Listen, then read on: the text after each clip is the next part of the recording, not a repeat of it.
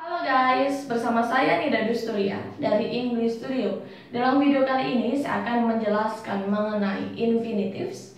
Infinitives merupakan sebuah variabel yang terdiri dari partikel to yang diikuti dengan bentuk simple dari verb atau bare infinitive atau yang biasa kita sebut sebagai verb murni, jadi tanpa tambahan ses ataupun ded.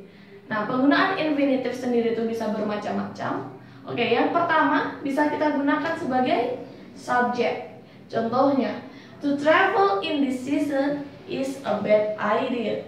Jadi bepergian di musim ini adalah sebuah ide yang buruk. Nah, bisa kita lihat di sini to travel merupakan to infinitive dan kedudukannya sebagai subjek. Dan yang paling diperhatikan setelah to harus ketemu dengan verb murni, jadi tanpa ada tambahan se. Penggunaan yang kedua bisa juga kita gunakan sebagai objek dari kalimat. Oke, contohnya he wants to come tomorrow.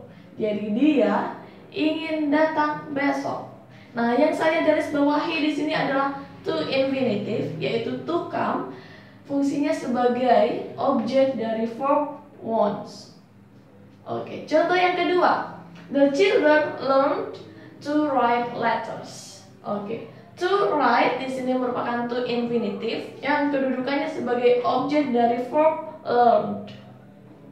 Oke, yang ketiga, dia juga bisa sebagai pelengkap atau komplement. Contohnya, his dream is to win a cooking contest. Oke, jadi mimpinya itu untuk memenangkan kompetisi masak. Nah, to win di sini merupakan to infinitive yang kedudukannya sebagai komplement. Nah, bisa juga to infinitive itu digunakan setelah kata sifat atau adjective. Contohnya, it is difficult to learn a second language. Nah, bisa kita lihat di sini bahwa difficult itu merupakan adjective dan setelahnya diikuti oleh to infinitive, yaitu to learn. Atau bisa juga kita tuliskan seperti ini, it is difficult for young children to learn a second language. Nah, tambahannya di sini itu for young children yang fungsinya untuk lebih menspesifikkan siapa atau siapakah yang susah belajar bahasa kedua. Oke. Contoh yang ketiga, we were sorry to hear the bad news. Adjektif kita ada sorry dan diikuti dengan to hear. Oke. Selanjutnya, verb yang diikuti oleh infinitive. Jadi ada beberapa verb itu yang hanya bisa diikuti oleh infinitive. Oke. Pattern yang pertama, verb plus infinitive. Jadi ada beberapa verb yang langsung diikuti oleh infinitive setelahnya. Contohnya sudah saya tuliskan beberapa. Ada plan to, decide to, agree to, refuse to, ask to, want to, hope to maupun promise to. Langsung saja masuk ke contohnya. I hope to see you again soon.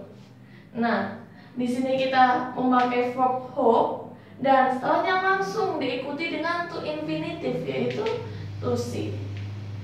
Nah, untuk negatifnya kita bisa meletakkan not di sini sebelum to infinitive-nya sehingga menjadi he promised not to be late. Oke. Pattern yang kedua, kita tulis verbnya dulu, diikuti oleh objek pronoun dan setelah itu barulah diikuti oleh infinitive. Contoh verb-verbnya adalah tell someone to, invite someone to, expect someone to, want someone to, atau masih ada beberapa verb yang lainnya.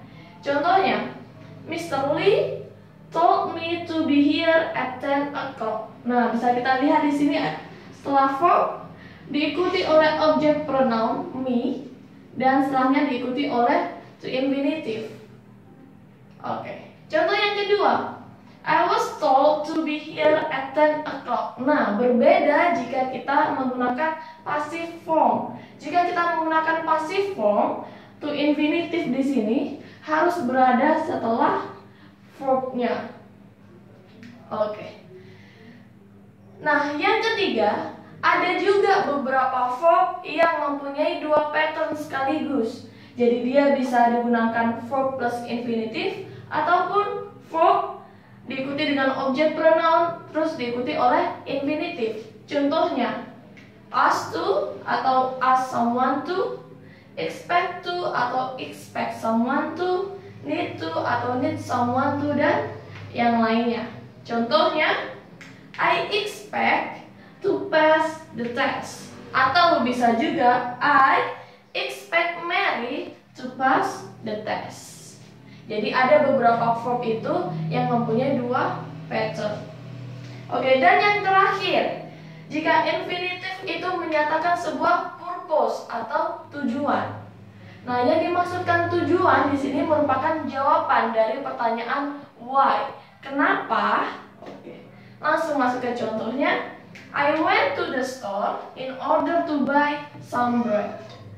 Yang artinya, aku pergi ke toko untuk membeli beberapa roti. Nih, I went to the store. Nah, lalu kita mempunyai pertanyaan why, kenapa? Lalu jawabannya adalah in order to buy some bread. Nah, in order to di sini bisa kita omit menjadi to saja ya.